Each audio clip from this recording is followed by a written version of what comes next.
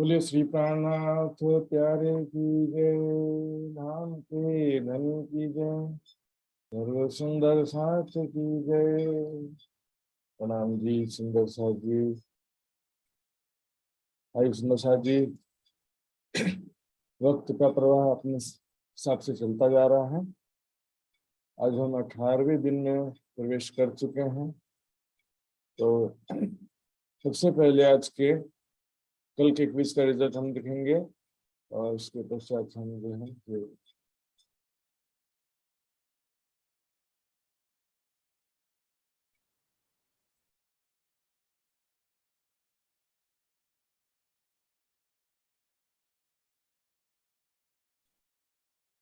Sorry ये नहीं है।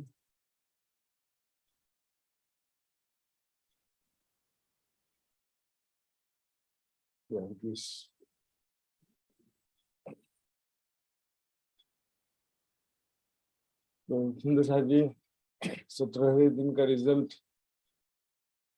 बहुत ही कल के प्रश्न बहुत सारे भी थे, ज्यादा संख्या में थे प्रश्न और कठिन भी थे। इंडिया का रिजल्ट तो और भी असीम था। देखेंगे केशव सुंदर साथ जी, पार्वती सुंदर साथ जी, गीता शंकर जी, दीपा सुंदर साथ जी और नंदू शंकर जी ने पूरे अंक प्राप्त किए हैं। अनुजा जी और अन्नू जी उन्होंने एक एक प्रश्न मात्र गलत हुआ सुंदर साथ जी। तो इस प्रकार से उन्होंने काफी ठीक ही संतोषजनक है। और बहुत क्विज का रिजल्ट मैं नहीं बना पाया हूँ, तो मैं कुछ और सुंदर साथ ने भी पार्टिसिपेट किया है, लेकिन उसका रिजल्ट मैं कल वल बना के दे दूंगा मैं। तो सुंदर साथ जी शुरू करते हैं।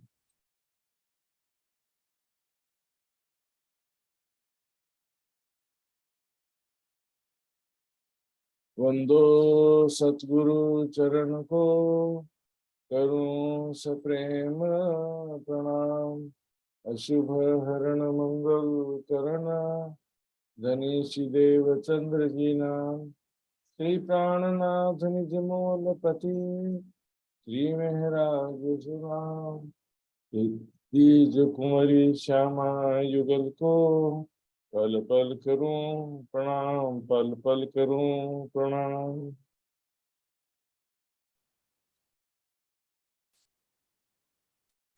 आवाज ठीक आ रहा है ना सुंदर साथ जी? आवाज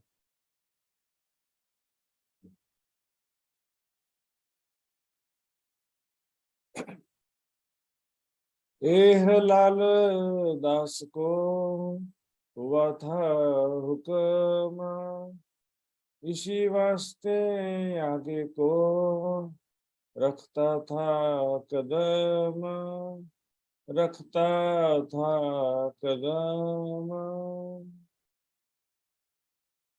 फिर श्री राज आए दिल्ली,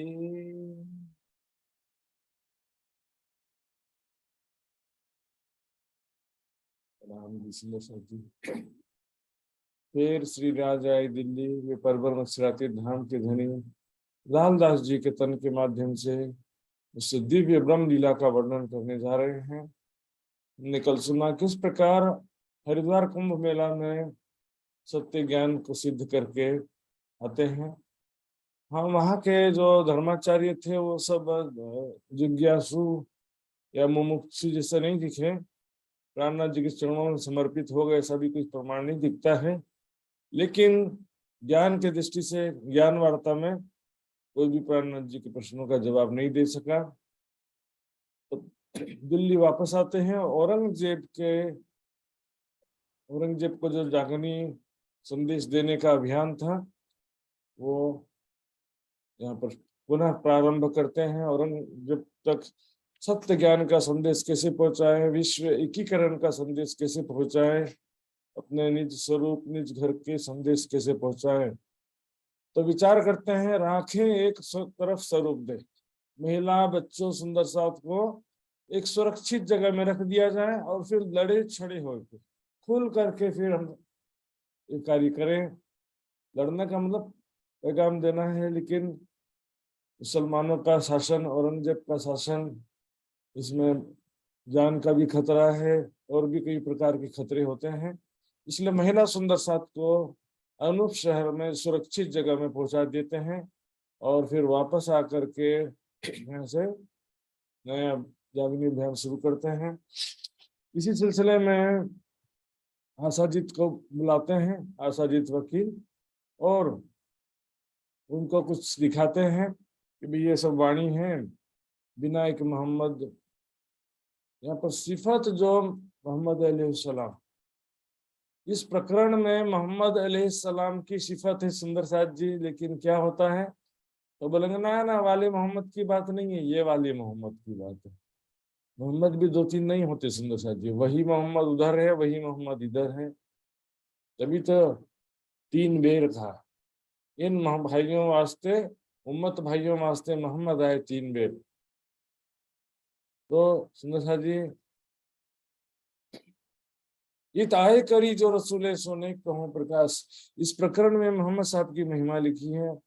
जिस प्रकार कुछ प्रकरण में कृष्ण की महिमा भी लिखी रहती है, लेकिन फाइनली जब आगे बढ़ते हैं ज्ञान की दृष्टि में तो क्या होता है, अंदर शक्ति की बात आती है। वही शक्ति अंदर जो स्वरूप है उसकी महिमा है वास्तव में। तो प्रताप बड़ा मोहम्मद का जिन दिया सबों को सुख, 14 तबक की दुनिया के दूर किए सब दुख। तो मोहम्मद हक की सूरत कहने से ही महामती जी की महिमा होती है। इमाम मेहदी कहने से उतनी महिमा नहीं होती, क्योंकि कुरान के हिसाब से और देखेंगे मुस्लिम भाइयों का जो प्रेम है, श्रद्धा है, इमाम मेहदी के प्रति उतना नहीं रहता, मोहम्मद साहब के प्रति ज्यादा रहता है। ये तक में हमने देखा भी था, आज भी देखेंगे। जो भी मुस्लिम भाई रामनाथ जी के चरणों में आते हैं वो सभी ज्यादातर प्राणनाथ जी को अल्लाह के रसूल के रूप में देखते हैं। और मुर्शिद कोई ना हुआ बिना एक मोहम्मद, बहुत सारे गुरुजन हो गए हैं लेकिन मोहम्मद साहब के सिवा और कोई गुरु नहीं हुआ। कई लाले लाल कहा वही अफसोस हो गए सब जरब, और लाल कोई ना हुआ बिना एक मोहम्मद। जी कुरान के सबसे मोहम्मद साहब की सारी महिमा, वही सबको दोजख की आग से छुड़ाएंगे, सबको मुक्ति प्रदान करेंगे। लेकिन सब सब बख्तों कहे रसूल अव्वल बिच आखिर। यहाँ पर ऐसा नहीं कह सकते या तो अरब वाले की थोड़ी बात है, ये तो प्राणनाथ जी की बात है, ऐसा नहीं कह सकते, क्योंकि एक ही स्वरूप होने से उसकी बात नहीं है ऐसा कैसे कह सकते। यहाँ ऐसा कह सकती कि वही शक्ति यहाँ पर दोबारा आई है, या शक्ति दोनों तरफ एक ही शक्ति है ऐसा कह सकते हैं। क्योंकि यहाँ पर क्या करें, सब बख्तों कहे रसूल, अरब में भी रसूल, यहाँ भी रसूल। कही गया वाणी में देखेंगे देवचंद जी को भी, रामनाथ जी को भी रसूल पैगंबर ऐसा कई शब्द आए हुए हैं। कहीं कजा रसूल जुबा, रसूल की जुबा से ही सबका न्याय होगा। और हो रहा है हकी सूरत के रूप में, वही शक्ति दोबारा आई है जो अरब में आई थी। उसके पश्चात नबी और नारायण की कछुक सुनाई पहचान, तो नबी और नारायण का एक संबंध है, वो भी उनको सुनाते हैं। तो उसमें क्या था, नारायण का मतलब विष्णु भगवान है। यहाँ पर नबी यानी मोहम्मद साहब और विष्णु भगवान की क्या तुलना है सुंदर साथ जी। विष्णु भगवान तो असंख्यो ब्रह्मांड में असंख्यो विष्णु भगवान है, और यहाँ पर मोहम्मद साहब के अंदर तो स्वयं परमात्मा की शक्ति आने का वर्णन है। ब्रजराज खेल के आए बराबर श्याम, 5 पीऊं 5 बेर हम वास्ते सागर में डारिया आप।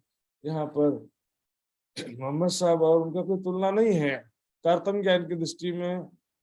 राज्य के स्वरूप, राज्य की लीला के स्वरूप, और वो विष्णु भगवान 14 लोक के मालिक तो हैं लेकिन चर जगत के अंतर्गत हैं। तो देखेंगे इसमें इसमें नारायण शब्द जो है बैकुंठ की स्वरूप की बात है। बैकुंठ में ने नारायण जी, तो नारायण शब्द जैसे हम देखते हैं ना, नारद ऋषि क्या करते हैं, नारायण नारायण भंसन।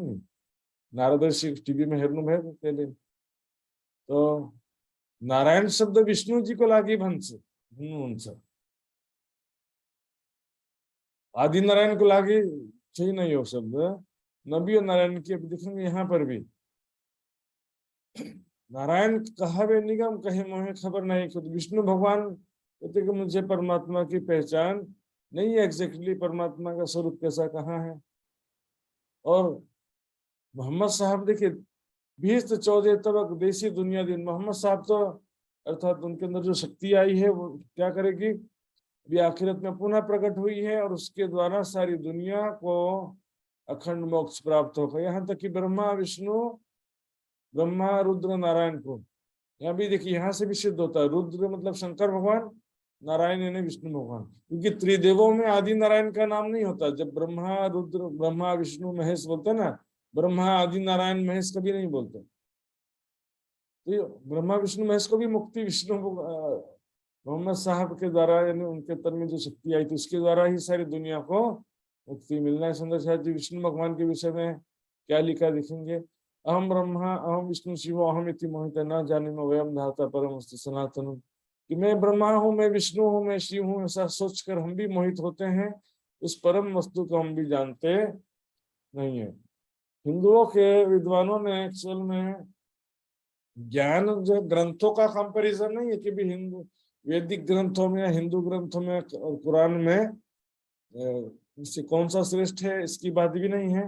हालांकि कुरान के विषय में वाणी में लिखा है 3 सबों में कलाम अल्लाह अभिषेक, सभी ग्रंथों में कलाम अल्लाह ने कुरान श्रेष्ठ है क्योंकि उसमें आखिरत की बातें विस्तार से लिखी है, परब्रह्म के आत्माओं के प्रकटने की बातें। हिंदू ग्रंथों में कुछ इधर लिखा कुछ उधर लिखा है, तो हिंदू ग्रंथों में भी सारी बातें लिखी हैं, लेकिन यहाँ पर कुरान में मोमिनो शब्द ईमान वाले मोमिनो परमात्मा को संबोधित किया गया है, जबकि वहां पर ऐसा नहीं दिखता है। फिर भी हिंदू ग्रंथों में भी भरपूर प्रमाण है, लेकिन यहाँ पर प्रॉब्लम क्या हुआ, हुए जो ज्ञानी हुए जो हिंदू धर्म के ज्ञानी जन संत जन हुए हैं जिन्होंने वेदों का अर्थ घटन किया। कल हमने देखा 6 दर्शन भी वेदों का अर्थ घटन था, उस ज्ञान हिंदुओं आना पड़ गया, वो ज्ञान हिंदुओं के लिए बाधक हो गया, हुआ बड़ा चल भेद। तो वेदों के नाम पर जिस ज्ञान का प्रचार होता है, कुरान के नाम से जिस ज्ञान का प्रचार होता है, वो जो प्रचारित ज्ञान है वो बाधक है, मूल ज्ञान बाधक नहीं है, क्योंकि प्रचारित ज्ञान अनुमानित ज्ञान है और अनुमानित ज्ञान तो बाधक ही होता है। और सबको अटकल रसूलें देखिए, जब रसूल साहब ने खुदा की अमृत सूरत का दर्शन किया है, जबकि बाकी सब अनुमान लगाते हैं कि परमात्मा का स्वरूप कैसा होगा, तो बोले निराकार लगा देते, अनुमान लगा लगा करके शरीर संसार जैसा सोचते हैं और परमात्मा का स्वरूप निराकार समझ लेते हैं। सब तारे से चराचर प्रसार प्रकाश रसूल नूर हुक्म, समस्त जीवों को चर अचर जगत के संपूर्ण प्राणियों को रसूल साहब अपने हुक्म से अखंड मोक्ष प्रदान करेंगे। तो विष्णु भगवान और उनके बीच में कोई तुलना ही नहीं है। सुंदर साहब जी हकी सूरत के रूप में भी पुनः उनका ही आगमन कहा गया है, अर्थात उसी शक्ति का दोबारा आना है जो अरब में आई थी, राज्य जी का आवेश, श्यामल जी की आत्म खेल रसूल हुक्म वह बीच ले आए रसूल फरमान, आखिर भी रसूल आएंगे बीच दई जहान। इसी स्थिति में कहना कि ना ये अरब वाले की थोड़ी बात है, ये तो प्राणनाथ जी की बात है। तो यहाँ पर 3 सूरत कहा गया, 3 मोहम्मद नहीं, यानी हकी मोहम्मद की बात है, बरसरी मोहम्मद की। तीनों सूरतें एक हैं, मेरी तीनों सूरत एक है। तीनों सूरतें राजी कहते हैं कि तीनों सूरतें मेरी हैं और तीनों एक ही हैं, तीनों में कोई अंतर नहीं है। अरब में अलग यहाँ पर अलग ऐसा नहीं होता। एक जगह तो ब्रज वाली के प्रति भी ऐसा कहा है, ब्रज वालों पीयूष एह वचन अपन को कहते थे। हक्की सूरत कहने से ही महामती जी की वास्तविक शोभा होती। सुंदर साहब जी इमाम मेहदी कहने से कोई बड़ी बात नहीं हो जाता है, Imam Mahdi only a follower of Muhammad, Muhammad से बड़े हो जाएंगे ऐसा नहीं है। ईसा रूहुल्लाह भी ओनली फॉलोवर ऑफ मोहम्मद। अब आशा जी जो है थोड़ी हिंदूवादी विचारधारा के थे, आज भी हिंदुओं को बहुत सारे हिंदू कट्टर हिंदू होते हैं, मतलब कट्टरता हिंसक तो नहीं होते हैं, लेकिन हिंदूवाद का वातावरण जो बना हुआ संसार में हिंदू मुस्लिम की वजह से ही कट्टरवादिता बढ़ती जा रहा है। वो कहते हैं हिंदुओं की तरफ तो कच्छू ना रही ठोर, इसमें तो हिंदुओं का कुछ भी महत्व नहीं रहा, हिंदुओं का जरा भी महत्व नहीं रहा इसमें तो। हमारा तो बड़ा अन्याय हो रहा है, बड़ा होते जोर हिंदुओं का बड़ा अपमान हो रहा है, ऐसा उनको महसूस हो गया। और वास्तविकता यह क्या, हिंदू विष्णु भगवान और हिंदू अलग अलग चीजें।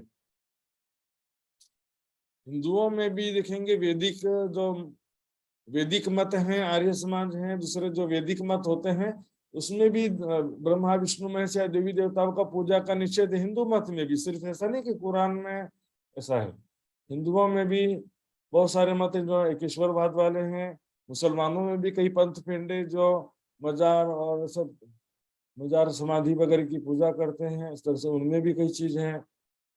इस प्रकार से अच्छे बुरे लोग दोनों तरफ है, सब में उम्मत और दुनिया, सोई खुदा सोई ब्रह्म। सभी में ब्रह्मात्माएं भी हैं, सभी में जीव सृष्टि भी है। सारी ब्रह्म सृष्टि हिंदुओं में आ गए ऐसा भी नहीं है, मुसलमानों में आ गए हैं ऐसा भी नहीं है। कहते मैं तुम देखा तो तुमको बिन सिर के आदमी, बिना दिमाग के आदमी ऐसा, कानों तो सुने थे पर तुमको देखेंगे। अमल औरंगजेब का ऐसा कट्टर तालिबानी शासन है, तालिबान में ऐसा कट्टर शरीयती शासन है, कोई मुस्लिम भी वहां जाना ना चाहे। पाकिस्तान के लोग बड़ा उसमें सपोर्ट करते हैं, उनको बोलो जाओ करके तो भी नहीं जाना चाहेंगे। ऐसा कट्टर शरीयती शासन में कोई मुसलमान भी नहीं रहना चाहता। हिंदू लोग को तो कितना दिक्कत हो, वो तो काफर करके तुरंत तब विचार के छोड़ दिया, इनको छोड़ दिया, जाने दो अभी क्या है कि आशाजीत को छोड़ दिया, अभी कोई बात नहीं, जाओगे अभी नहीं करेंगे काम। अब यहाँ विचार करते हैं कि कौन जो है नजदीकी है इनका, तो शेख सुलेमान औरंगजेब का दरबारी था, हजूरी था। हजूरी खास तौर पे लोगों की सब बातें पहुंचाना इसका ही काम था, औरंगजेब तक संदेश पहुंचाना इनका काम था, किसी के फरियाद पहुंचाना भी इसका काम था। तो प्राणनाथ जी से एक दो बार मिला भी था। उनके दिल में लेकिन कुफर था, कुफर यानी सांसारिक इच्छाएं थी, बहुत पैसा हो मेरे पास में, तो क्या करता, कीमिया मांगे सोए। कीमिया के हमसे कीमिया भनेर हिंदी में बोलता है ना पारस पत्थर, जिसको लोहे से रगड़ते हैं तो लोहा सोना बन जाता है। तो पारस पत्थर, इसकी इच्छा थी कि मुझे लोहे को सोना बनाने की विद्या सीखना है, पारस पत्थर चाहिए कहता है। तो सुंदर साथ ने उसको बताया था, फर्स्ट टाइम जब मिलते हैं, टोटली दो बार मिले थे लेकिन ये फर्स्ट टाइम मीटिंग की घटना है। उन्हें बताया कि मुझे एक फकीर ने भेजा है, फकीर पहाड़ में बैठा है, ध्यान करता है, तुम्हारे दिल में जो कोई भी मनोरथ हो तुम्हारी इच्छा को अवश्य पूरी करेगा, लेकिन ये ऐसा महान कार्य है, यदि तुम औरंगजेब तक संदेश पहुंचा दोगे, सत्य ज्ञान का, विश्व एकीकरण का संदेश पहुंचा दोगे, तो भागे सबको विरोध, सबका विरोध आपस में समाप्त हो जाएगा। सुंदर साहब जी के लड़ाई झगड़े सब समाप्त हो जाते हैं और आपस में लड़ मरते हैं, सो मिट जावे क्रोध, लड़ाई झगड़ा। धर्म के नाम पर कितना तनाव है संसार में, कभी अमेरिका में उड़ा देते हैं, कभी इंडिया में, कभी पाकिस्तान में। धर्म के नाम पर इतना झगड़ा चल रहा, समाप्त हो जाएगा। और इस सब का सारा श्रेय आपको मिलेगा। सुलेमान जी समझाते हैं कि सबकी शोभा तुमको मिलेगी, तुम्हारा सिर ऊंचा हो जाए लगे सिर में, और इस सब की स्थिति में तुम्हारा सिर आकाश में चला जाएगा। क्योंकि देखिए, औरंगजेब यदि विश्वास लाएगा एक हिंदू तन में आए हुए प्राणनाथ जी पर, तो फिर मुसलमान भी आएंगे, हिंदू भी आएंगे, दोनों ही चरणों में आ जाते हैं। और कहते थे तुम कहाँ कीमिया की बात कर रहे हो, पारस पत्थर की क्या बात कर रहे हो, जो भी कीमिया करें, लोहे से सोना बनाने वाले जो भी लोग हैं, सो तुम्हारे कदम पकड़े हैं। तुम कीमिया, एक कीमिया की बात कर रहे हो, ये तो सारे जितने कीमिया कर हैं अर्थात लोहे से सोना बनाने की विद्या जानने वाले जो भी लोग हैं, सब तुम्हारे चरणों में आएंगे, तुमको सोना बना बना के देते जाएंगे। उसी सोने के कब्र में जाकर सो जाना तुम। सोना के कब्र में सो जाना, ऐसा हालत है। सोना सोना इसमें धन संपत्ति, एक आलिम फाजिल काजी मौलवी होकर के तुम संसारिक इच्छाओं में लगोगे। और ये भी कहा कि तुमको खुदा करे रसूल का दीदार हो गई, तो खुदा ने चाहा तो तुमको अल्लाह के रसूल का दीदार यहीं पर उस फकीर के रूप में, श्री प्राणनाथ जी के रूप में हो जाएगा। यहाँ पर कोई हवा में दीदार होने की बात नहीं है, ध्यान में दीदार होने की बात भी नहीं। कहाँ हो जाएगा? संसार में तुमको खुदा का दीदार होगा, श्री प्राणनाथ जी के स्वरूप में खुदा के रसूल का दीदार होगा। तब ये जब उन्होंने सारी बात लिख करके दिया कि क्या संदेश पहुंचाना है, उस संदेश को पढ़ रहा था। ये तो इमाम मेहदी का दावा किया इन्होंने, कयामत का दावा किया है, ये तो बहुत ही डेंजरस बात है। इसमें तो काजी मौलवी लोग बहुत गुस्सा हो जाएंगे, तुम किस आधार पर कहते हो कयामत आ गई है, इमाम मेहदी हिंदू तन में प्रकट है, किस आधार पे कहते हो? सारे काजी मौलवी लिखकर मिल करके मार डालेंगे मुझे। और फिर डरता है कि दिल्ली की बादशाहत कौन करेगा? यदि औरंगजेब श्री प्राणनाथ जी के चरणों में आ गया, हिंदू फकीर के चरणों में औरंगजेब चला जाएगा, तो फिर दिल्ली की बादशाहत कौन करेगा? तो सुंदर साथ कहते हैं इसकी चिंता मत करो, फकीरों को परमात्मा ने धर्म की बादशाही दिया है, दई दीन की, दुनिया की बादशाही दिया भी नहीं और जरूरत भी नहीं। जो कोई सच्चा फकीर होता है ना, खुदा का, हक ताला का, खुदा का प्रेम जिसके दिल में होता है, वो दुनिया मुर्दार की थूक ना खाड़े। और फकीर वही, फकीर को हिंदी में क्या बोलते हैं? वैरागी। तो वैरागी तो वही है जिसने संसार के सुखों को नश्वर और तुच्छ जानकर मुर्दार समझ के छोड़ दिया हो। एक बार थूकने के बाद कोई चाटता है क्या? जिन सुखों को हमने थूक दिया है, नश्वर समझकर छोड़ दिया, उसको फिर वापस नहीं ग्रहण करते हैं। इस प्रकार जो है वो कहता है कि ये तो बहुत ही गंभीर बात है, मुझे कयामत इमामत के विषय में मैं इसके बारे में कोई भी डिसीजन नहीं ले सकता हूँ, इस बारे में बादशाह ही कुछ कर सकते हैं। तब लालदास दरबार जी के हवेली में जब थे, श्री प्राणनाथ जी ने गोवर्धन और लालदास जी को हुक्म किया, जाओ किसी मुल्ला से मिलो, काजी मौलवी से मुलाकात करो और पता करो उनकी क्या मान्यताएं हैं, कुरान के शब्दों का वे क्या अर्थ देते हैं, कुरान में कैसी बात लिखी है सारा। क्योंकि उस समय में हिंदी भाषा में या हिंदुस्तानी भाषा में नहीं लिखा गया, कुरान का अनुवाद नहीं हुआ था उस समय। उस समय कुरान अरबी, फारसी, उर्दू में ही हुआ करते थे। तो ये किनको ठहरावत मुझ आगे करो जहरो, आखिर वो परमात्मा का स्वरूप क्या मानते हैं, क़यामत के विषय में क्या उनकी धारणा है, परम धाम आपसे आदम खुदा के स्वरूप के विषय में क्या मान्यता है, पता करो। क्योंकि देखिए, हम अपना ज्ञान कहें और सामने वाले को समझ भी नहीं आए तो क्या फायदा? सामने वाले का विचारधारा क्या है पहले जाने और उसके हिसाब से उसको फिर ट्रीटमेंट करें। डॉक्टर पहले पेशेंट का पूरा बीमारी समझेगा, क्या है, भूख लगती है कि नहीं लगती है, सारी चीजें जानकारी, फिर दवाई देगा ना। मैं सामने वाली की समस्या क्या, बीमारी क्या, मालूम ही नहीं, अपना बोले जा रहे हैं, पता चला उसमें कोई रुचि नहीं थी उसकी। तब काजी मौलवी के पास में जाते हैं, लाल और गोवर्धन दास, एक मस्जिद में काजी था, मौलवी था, उससे बातें सुन करके लालदास जी को तो विश्वास हो जाता कि तो सारी बातें हमारी है, हमारे परम धाम की बातें हैं।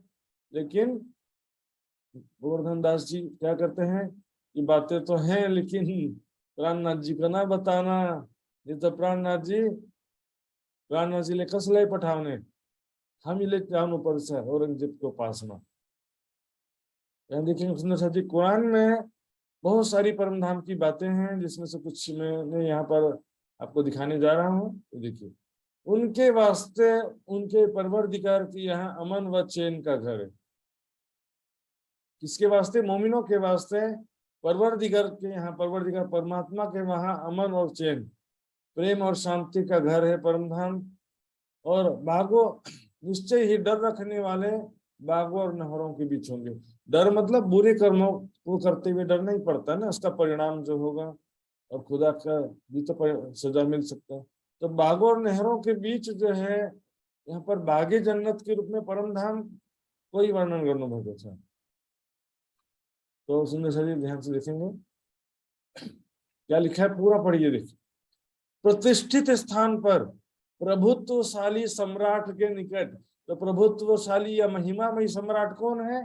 परमात्मा। श्री राज्य के निकट, श्री राज्य के साथ में इन बगीचों और नहरों में होंगे। बोलो श्री प्राणनाथ प्यारे की। इतना स्पष्ट प्रमाण सुंदर साथ जी जरा विचार करेंगे, उनके यहाँ परवरदिगार के यहाँ पर अकेले मुक्ति मिलने की बात नहीं है, अकेले अकेले मुक्ति लेके क्या करेंगे? जहां पर राज्य ना हो तो अकेले रह के क्या करेंगे? उन जन्नत वालों के सीनों में एक दूसरे के प्रति जो रंजिश होगी। आज हम देखते हैं सुंदर साथ में आपसी विवाद, आपसी दुश्मनी, मन मुटाव बहुत चलता रहता है। ये कह रहे हैं कि सुंदर साथ के दिलों में जो एक दूसरे के प्रति रंजिश यानी दुश्मनी, नफरत होगा, उससे हम दूर कर देंगे। खुदा उनके दिलों से दूर कर देगा और उनके नीचे नहरें नहरें बह रही होंगी। वहां पर जो बहिश्तों में नहरें बहती हैं दूध शहद की जैसी। तो यहाँ पर देखेंगे वाणी में भी छुपाई खुशहालियां यूनो होशी घनी, भीष्ट खजाना पाया अपनी, भीष्ट रूपी खजाना, परम धाम रूपी अपनी। हमारा अपना खजाना क्या है? भीष्ट ने परम धाम को ही यहाँ पर भीष्ट के रूप में वर्णन किया है। सांची गिरो जो है कहा बाग भीष्ट बुजुर्ग, वहां पर सांची गिरो ब्रह्म सिटियां जो परम धाम में है, वहां पर बगीचे, जगमगाते हुए वृक्ष और जमुना जी, दिव्य जमुना जी, दूध से भी उज्जवल, मिश्री से भी मीठा पानी है उसका। न डरो न शोकाकुल हो, जन्नत की शुभ सूचना लो। जिन्होंने अच्छे कर्म किए वे जन्नतों की वाटिकाओं में होंगे, बगीचे में होंगे। आज शुभ सूचना है तुम्हारे लिए ऐसी जन्नतों की जिनके नीचे नहरें बह रही हों। सुख और आनंद में जीवन में होगा उच्च जन्नत में। उच्च जन्नत मतलब सबसे ऊपरी जन्नत, सबसे ऊपर का जन्नत। एक जगह लिखा था, मैंने पढ़ा था, फिरदौस है सबसे ऊपर का जन्नत। उस दिन बहुत से चेहरे खिले होंगे, अपनी कोशिश से खुश ऊंचे बाग में, और बकवास व्यर्थ की बातें न सुनेंगे जिसमें चश्मा बहता होगा। ये आंखों में पहनने वाला चश्मा की बात भी नहीं है, ना आंखों की बात भी नहीं है। चश्मा का मतलब धारा है, नहरें। वहां पर नहरें बह रही होंगी। उर्दू में चश्मा कहते हैं नहरों को। जैसे कि चौपाई आता है कि लोग सोचते हैं अक्षर के दो चश्मे नहासी नूर नजर, या बोले कि दो चश्मा, अक्षर के दो चश्मा लगा देते हैं वहां पर असराफिल जब्राइल, नहासी नूर नजर। यहाँ क्या करें? नूर की नजर में नहाएंगे। तारतम ज्ञान में नहीं, नूर नजर का मतलब होता है अक्षर की हृदय दृष्टि में अखंड मुक्ति प्राप्त करना। से पहुंचे बका बीच बीच के नूर नजर तले। तो बहिष्ठ कहाँ पर है? नूर नजर तले। यहाँ पर क्या होता है? काल माया और योग माया, ये जो है अक्षर के हृदय की दो नहरें हैं। और वो काल माया में जैसे ब्रज लीला हुई, रासलीला योग माया में हुई, ऐसी जागनी लीला भी अभी काल माया में चल रही है। उसका अंतिम समय जो होगा वो योग माया का होगा, जिसमें सबको जागृत बुद्धि मिलेगी। लेकिन वो कंटिन्यूटी में होगा, उसमें कोई ब्रेक नहीं होगा कि भाई ये जैसे दो लीलाओं के बीच में गैप होता है, वैसा नहीं। चौथे दिन और पांचवें दिन की लीला कंटिन्यूटी में थी, पांचवें छठे दिन की लीला थी। और ये तो अंतिम जो लीला वो छठे दिन में ही गिना जाता है। सबको जागृत बुद्धि मिलेगा, ये सब छठे दिन की ही अंतिम समय की लीला है। मुल्ला की बातन की लाले भाई पहचान, लालदास जी को तो पहचान हुआ, ये तो हमारे घर की।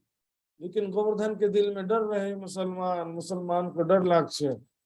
आज भी देखिए, धर्म निरपेक्ष होने के बाद भी हमको डर डर लगता है। तो फिर वहां पर तो कट्टर शरीयती मुसलमान तालिबानी शासन था, तालिबान में जाएंगे तो डर लगेगा कि नहीं लगेगा? मुसलमानों को ही डर लगेगा तो हिंदुओं को क्या होगा? मुसलमानों को ही डर लगता है कि जरा सा बुर्का हटा दिए तो फिर गए। इस प्रकार लाल और गोवर्धन के बीच में विवाद होता है। वापस आते हैं, प्राणनाथ जी ऊंचे आसन पर बैठे थे, गोवर्धन जी पहले पहुंच गए अपनी गलती को छिपाने के लिए, और बड़ी बड़ी बातें करने लगे। क्या काजी ने तो सारी हमारी बात कहा, ऐसी ऐसी बड़ी बातें करने लगे। लालदास जी देखते कि मेरे सामने कुछ और बात कर रहे थे और यहाँ पर कुछ और बात कर रहे हैं। मेरे सामने कहते थे प्राणनाथ जी को नहीं बताना है, लेकिन यहाँ पर दिखावा करने के लिए क्या कहते हैं कि प्राणनाथ जी को बताना है।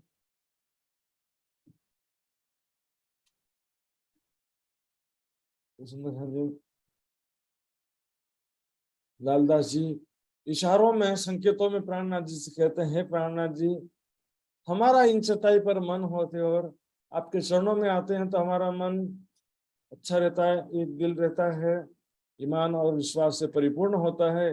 लेकिन यहाँ से थी उठ जाती है। यहाँ से जब जाते हैं, हम उठते हैं तो ईमान भी उठ जाता है, विश्वास नहीं रहता है आपके प्रति पूर्ण। तभी गोवर्धन दास जी समझ जाते हैं कि मेरे प्रति ताना कस रहे हैं, तो प्राणनाथ जी के सामने ही गुस्सा प्रकट करते थे। गोवर्धन दास जी क्या कहते हैं, प्राणनाथ जी ये मेरे लिए ऐसा कह रहा है, आपको पता नहीं चल रहा है, ये मेरे से ऐसी बातें कर रहा है, मुझे चिढ़ा रहा है, मेरे ऊपर ताना कस रहा है। प्राणनाथ जी को सारी बात पता चलती है, सोचते कि ऐसे लोगों की बुद्धि पर मैं क्या भरोसा करूं, इनके सहारे इनके भरोसे में जागनी कार्य कैसे करूंगा, कैसे औरंगजेब तक संदेश पहुंचाऊंगा। जो औरंगजेब के पास संदेश पहुंचाने में डरते हैं, उस पर विश्वास नहीं है जिसको, ऐसे लोगों के विषय में मैं क्या करूं। तो इस समय बहुत ज्यादा चिंतन की वजह से क्या होता है, नूर जोश चढ़ियो जोर, सिपाण महामती जी के अंदर क्या होता है, नूरी दिव्य जोश की शक्ति आ जाती है। आए जबराइली जोरा किया सब ने किया सब। यहाँ पर सुंदर साथी ध्यान देंगे, नूर जोश का मतलब क्या है, दिव्य जोश होता है। नूर का मतलब हर जगह अक्षर नहीं होता है, नूर जोश चढ़ियो जोर, दिव्य जोश। जैसे किसी जगह में नूर बुध भी आता है, किसी जगह नूर तारतम आता है, तो नूर शब्द क्या है, नूर शब्द जो है उसकी दिव्यता को भी प्रस्तुत करने के लिए होता है। यहाँ पर वाणी में और भी कई चौपाइयां हैं, जैसे एक सूरत दो बीच में, एक जो फिरे दरमियान, इनको कहिए फरिश्ता, नूर जोश अंग का जान। यहाँ पर भी कई सुंदर शब्द बोलेंगे अक्षर का जोश, लेकिन यहाँ पर नूर जोश अंग का जान, राज्य के अंग की बात चल रही है यहाँ पर, क्योंकि दो बीच में, खुदा और मोहम्मद के बीच में तो जोश की शक्ति आती जाती है ना। तो वास्तव में यहाँ पर सारी बातें जो लिखी हैं, जिब्रील वास्तव में कोई पंख वाला देवता है, पंख वाला पक्षी नहीं है सुंदर जी। ये तो अलंकारिक रूप से जैसे कहते हैं ना, सुमंगला शक्ति भंसन, तो सुमंगला शक्ति चित्र पनि बनाएंगे छे स्त्री का जस्ते देवी का जस्ते, तर सुमंगला शक्ति को पनि देवी का जस्ते स्वरूप से ही नहीं हो, तो मात्र शक्ति है एउटा ज्ञान शक्ति पनि भंसन। यहाँ पर सुंदर साथ जी लिखेंगे, आपको कुछ प्रमाण दिखाना चाहूंगा। तो यहाँ पर जो बातें लिखी है,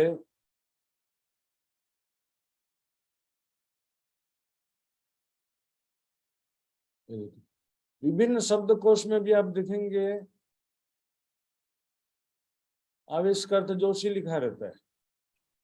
देखिए निजानंद भाषा कोश, ये सब श्री मुखवाणी शब्दार्थ है, पन्ना जी के द्वारा प्रकाशित।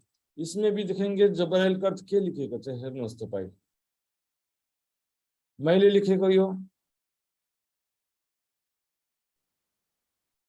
जबराइल का अर्थ जोश आवेश स्पष्ट रूप से लिखा हुआ है। यहाँ भी देखेंगे जबराइल का अर्थ क्या लिखा है, ये मैंने जेरोक्स किया था, ये उर्दू हिंदी शब्दकोश निजानंद संप्रदाय का बहुत प्राचीन छपा था, उसका किताब समाप्त हो गया था, तो मैंने जेरोक्स करके रखा था, वो भी ऐसा पीला पड़ गया है।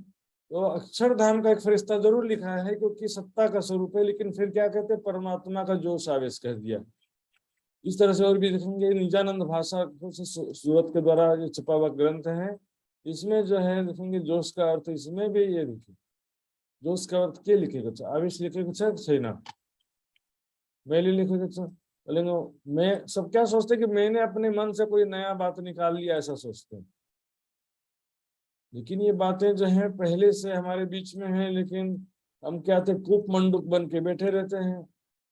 जब चार जगह स्टडी करेंगे, चार जगह खोज करेंगे, तब तो पता चलेगा ना। कुएं के मेंढक के जैसे बाहर निकलना ही नहीं है, तो बोले हमारी तो दुनिया कुआं ही है बस। हम क्या करते हैं, चार लोगों का विचार देखना पड़ता है इसमें, और स्टडी कर, जब चार ग्रंथ साहित्य स्टडी करते हैं, तब क्या होता है कि हमारी विचारशीलता बढ़ती है, मंथन शक्ति बढ़ती है। आवेश का अर्थ जोश भी जोश लिखा है, जोश का अर्थ आवेश लिखा है। ये अंग्रेजी उर्दू हिंदी शब्दकोश है, यहाँ पर जोश का अर्थ यहाँ भी आवेश लिखा हुआ, ये तो ठीक है। अभी मैं आपको दिखा रहा हूँ विमला मेहता जी का टीका, ये विमला मेहता जी का ग्रंथ है। विमला मेहता का नाम सुने, श्री प्राणनाथ जी मिशन दिल्ली के राइटर हैं, बहुत बड़े, उन्होंने बहुत सारे ग्रंथ का टीका किया, वाणी का टीका किया है, बहुत सारे छोटे बड़े साहित्य लिखा है। यहाँ पर जब्राइल जोश ध्वनि का अर्थ क्या किया उन्होंने, देखो जिब्रील फरिश्ता परमात्मा का आवेश, स्पष्ट रूप से लिखा है कि नहीं लिखा है। सुंदर साहब जी, लोगों को क्या लगता है कि मैं सब समाज में मैंने ही उथल पुथल मचा दिया, नया नया बात बोल दो, लेकिन आंखें बंद करने से भी कोई फायदा होने वाला नहीं है। आंखें बंद करके सोए रहेंगे तो दूसरे लोग आगे बढ़ जाएंगे। इसलिए यहाँ पर सुंदर साहब जी जो लिखा है, असराफिल आइया जोश जब्राइल आए संग उतरे और सजीम से खुद खसम खेन, क्योंकि जोश की शक्ति देखिए, अक्षर ब्रह्म का अंतस्करण, जैसे अंतस्करण तो अंदर ही होता है ना, लेकिन दर्शाया जाता है बाहर, उसी प्रकार जोश की शक्ति भी अंदर ही होती है लेकिन उसको दर्शाया जाता है बाहर। घर में प्रेम का स्वरूप है, बाहर जाते तो सत्ता का स्वरूप होते हैं। पहले राष्ट्रपति अंदर नहीं आना चाहिए, अंदर आएगा मेरा पति, सिर्फ अंदर आए, राष्ट्रपति बाहर रुक जाए। एक ही व्यक्ति राष्ट्रपति है और अपने पत्नी का पति भी है, तो पत्नी बोलेगी कि घर में राष्ट्रपति का कोई काम नहीं है, घर में आना तो पति बन करके आओ।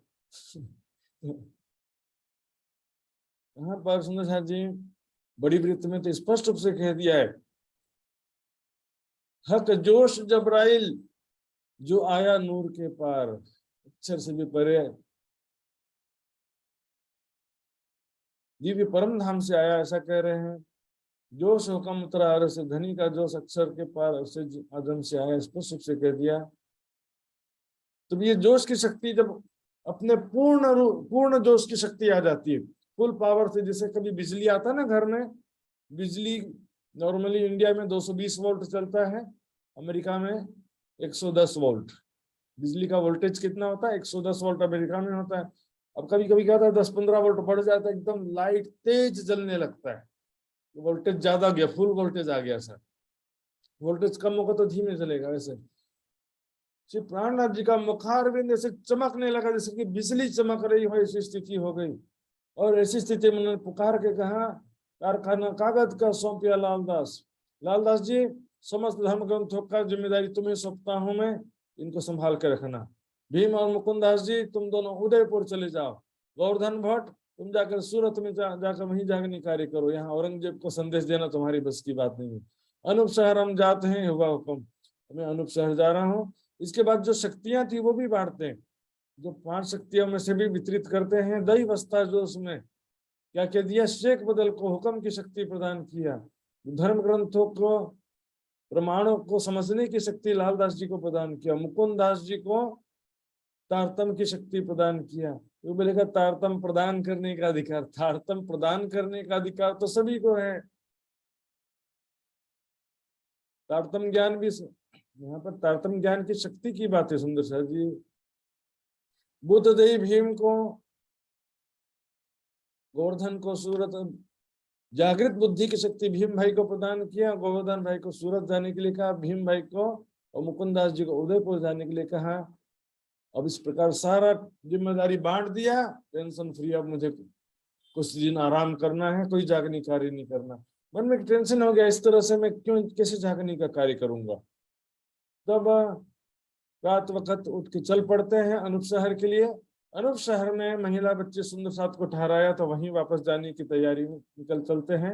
यहाँ पर सुंदर साथ जी, आषाढ़ का महीने होने से बहुत ज्यादा बारिश हो रही थी, ऊंट गाड़ी में बैठ करके वो अनूप शहर की तरफ प्रस्थान करते हैं।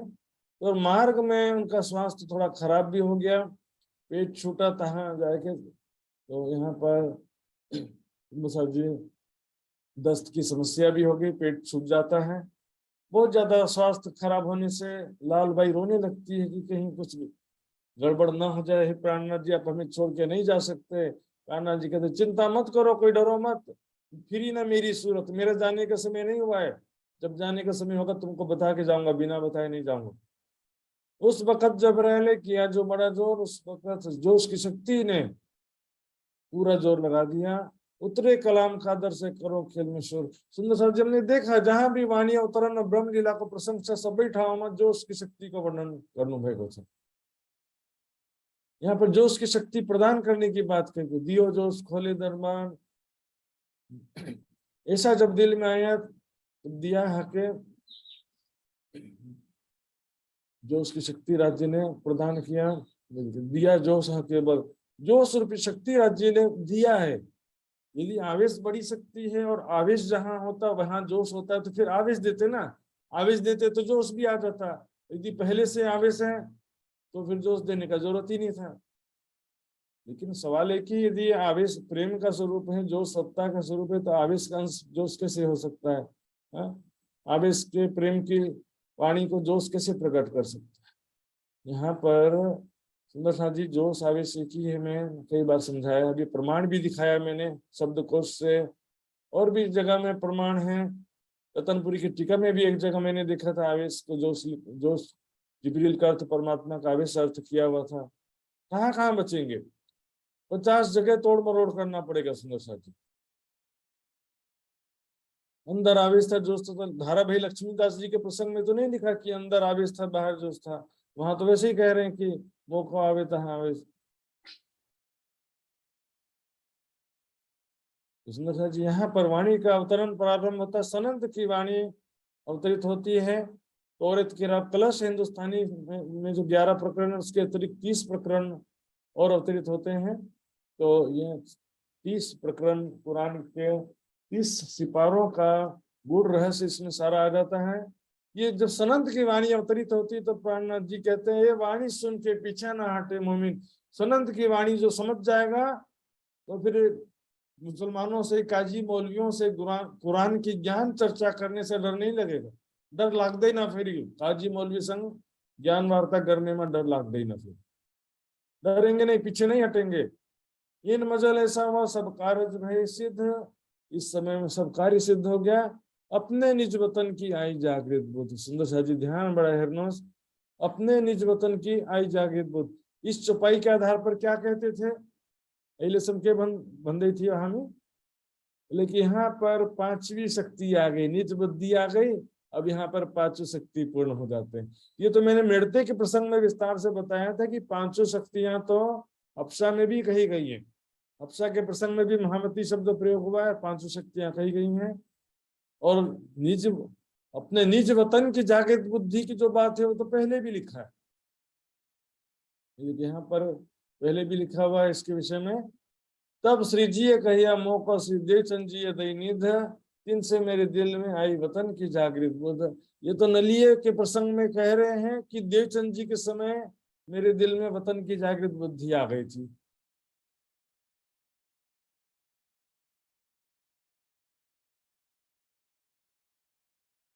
नरसाद जी यहाँ पर जब जिस शक्ति का कार्य होता है तो वो शक्ति वो कार्य करती है। और वास्तव में 24 घंटे पांचों शक्तियां हमेशा 24 घंटे रहे जरूरी भी नहीं होता है, समय के हिसाब से आती जाती रहती है। आवेश आता है, वाणी अवतरण होता है ना, फिर आवेश चला जाता है, आने जाने में कोई टाइम थोड़ी लगता है। और ऐसा पॉसिबल थोड़ी है कि आवेश है लेकिन निष्क्रिय रूप से रखा हुआ है, लोहे में अग्नि है लेकिन ठंडी पड़ी हुई है, ऐसा कभी होता है क्या? यदि लोहे में अग्नि है तो फिर बाहर से अग्नि देने की जरूरत नहीं पड़ना चाहिए ना। ये लोग तो लकड़ी में भी अग्नि है बोलते हैं। जी आवेश पहले से है तो देने की बात क्यों आती है? आवेश वास्तव में दिखते हैं, ब्रज लीला में भी परिस्थिति थी। सारी लीला राज्य की नहीं होती, कुछ लीला आत्म की हो जाती है, कुछ लीला देह की होती है। तो देह की जो लीला है उस समय आवेश का क्या काम?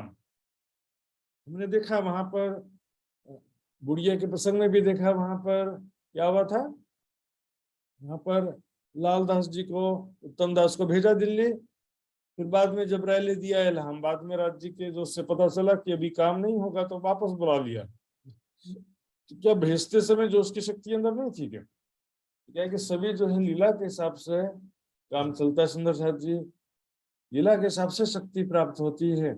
यहाँ पर सुंदर साथ जी देखेंगे जागृत बुद्ध के विषय में एक बात यहाँ पर मैं बताना चाह रहा हूँ। वास्तव में अक्षर की बुद्धि लाई पड़ी अस्राफिल भन्नु भएको छ, राज्य को निज बुद्धि लाई पनि अस्राफिल भन्नु भएको, दुईटा लाई अस्राफिल वाणीमा अस्राफिल भन्नु भएको छ। हेर्नुहोस् यहाँ पर यहाँ पर कह रहे हैं जुदी हमसे भगवान की रूह फिरी एक से। जब खेल समाप्त होगा तो अक्षर की आत्म, अक्षर को आत्म हमसे जुदा होगी। खेल समाप्त होने पर अक्षरधाम में अक्षर की आत्म जागृत होगी, तो वहां पर दुखी हो जाएगी कि सबसे जुदा हो गई मैं। तब क्या है, जो भीष्ट हमो करी यही भांसी दुख, ये जो भीष्ट हमने किया यही हमारे से अक्षर ब्रह्म का दुख दूर होगा। बुद्ध असराफिल पहुंची ताई विदेशी से, अक्षर की बुद्धि जो असराफिल है उसको भी पहली विस्त के माध्यम से सुख मिलेगा। लेकिन यहाँ पर देखिए इस चौपाई में क्या कह रहे हैं, रू अल्लाह ईसा मसीह नूर नाम तारतम मूल बुद्ध असराफिल ए हमारी मिने हम। मूल बुद्ध असराफिल, यहाँ पर निज बुद्धि रूपी असराफिल की बात है। यह हमारी मिने हम, यह हमारी शक्ति और हमारे अंदर ही रहेगी, हमारी है और मिने हम हमारी अंदर रहेगी, हमसे अलग नहीं होगी ये शक्तियां। तारतम ज्ञान भी इस बार हमारे साथ ही रहेगा, श्यामा जी भी साथ में रहेंगी। यहाँ तक कि जब्राइल पिया हुक्म रूह करत रखो पाए, धामधनी को हुक्म से परमात्मा की रक्षा कर रहा है। तो ये लोग बोलते परिक्रमा कर रहा है, पूजा करने के लिए परिक्रमा की बात नहीं है, रक्षा करने के लिए अलंकारिक वर्णन आता है इसमें। हमारे हिफाजत को लागी निगहबानी कीजिए खासे बंदों पर। तो वास्तव में वो कोई तलवार या बंदूक लेकर के बॉडी गार्ड के जैसे नहीं खड़ा है। जोश की शक्ति हृदय में आती है, माया का प्रभाव समाप्त हो जाता है, इसी प्रकार हिफाजत करते हैं। क्या करें, जब्राइल पिया हुक्म रूहों करत रखो पाए, सोई सूरत है अपनी पिया हुक्म लेत मिलाए। यहाँ पर करेंगे अक्षर की आत्म हमसे जुदा होगी, लेकिन यहाँ पर कह रहे हैं मूल बुद्ध असराफिल भी हमसे जुदा नहीं होगी और धनी का जोश भी हमसे जुदा नहीं होगा। क्योंकि जोश जो है वो क्या होता है, जोश की शक्ति जो है, तो व्यक्ति हो तो परम धाम प्रवेश नहीं कर सकता ऐसा कह सकते थे ना, जोश की शक्ति। क्योंकि अब देखिए पहले परमात्मा, हम जब परमात्माएं थी केवल प्रेम की लीला करती थी, ज्ञान और सत्ता की लीला का सुख नहीं था। अब जाएंगे तो ज्ञान और सत्ता का भी सुख मिलेगा ना, पहली विस्त के माध्यम से ज्ञान और सत्ता का भी सुख मिलेगा। अक्षर ब्रह्म अभी तक मात्र सत्ता का सुख लेते थे, प्रेम का नहीं लेते, वो प्रेम का भी सुख मिलेगा उनको पहली विस्त के माध्यम से। यहाँ कह रहे हैं कि अक्षर की आत्मा हमसे जुदा होगी कह रहे हैं, लेकिन कहने के असराफिल मूल बुद्ध असराफिल और जोश की शक्ति हमसे जुदा नहीं होगी, ये हमारी शक्ति हमारे अंदर रहेगी। सोई सूरत है अपनी, जोश की शक्ति भी अपनी ही है सूरत है। मैंने बताया था इसको, जोश की शक्ति को कुरान में फरिश्ता भी कहा है और खुदा की रूह भी कहा गया इसको, खुदा की रूह। इसलिए फरिश्ते और रूहें का जो आयत आता है, फरिश्ते रूहें अपने रब के हुक्म से उतरते हैं, वहां पर उसको रूह शब्द को जिब्रील पे घटा देते हैं।